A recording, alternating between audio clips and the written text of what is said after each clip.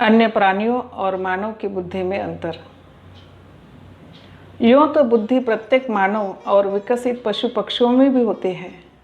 गृहस्थ संबंध पशु पक्षी भी स्थापित कर लेते हैं। अंडे बच्चे देना और उनका पालन पोषण करना उन्हें भी आता है।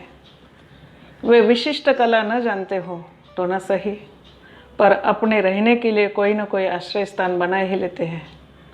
बया पक्षी का घोंसला तो इंजीनियरों की बुद्धि को भी मात करता है।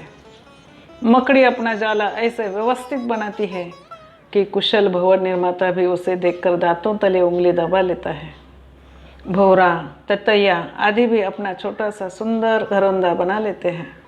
मकड़ी किसी ऊंची दीवार, वृक्ष या बिजली के खंभे पर चढ़कर देखती है कि हवा किधर चल रही है।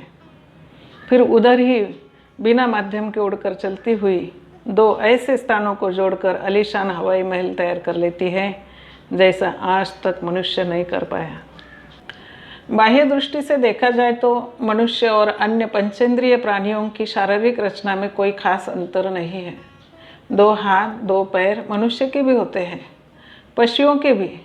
पशु पक्षी आगे के 2 पैरों को हाथ के तौर पर काम में लाते हैं।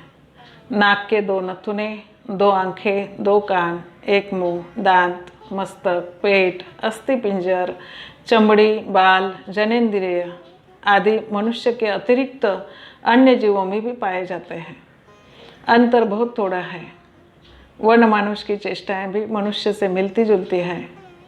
इन समानताओं के आधार पर ही मनुष्य को सामाजिक पशु, man is the social animal कहा जाता है।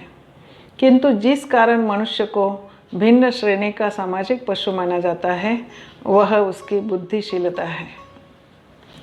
मनुष्येतर प्राणियों में जो बुद्धि होती है वह दूरगामी नहीं होती।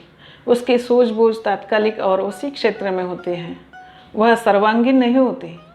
पशु पक्षियों में सामाजिकता नहीं होती। वे अपनी परंपरा से जिस ढर्रे से चले आते हैं उसी ढर्रे से चलते जाते हैं, उसमें कोई परिवर्तन नहीं करते।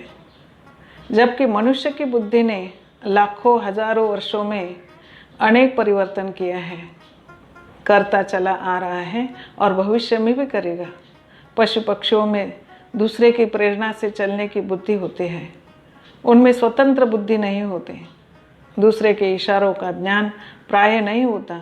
जैसा कि बुद्धि का फल बताते हुए नीतिकार कहते हैं, कही हुई बात तो पशु भी ग्रहण कर लेता है।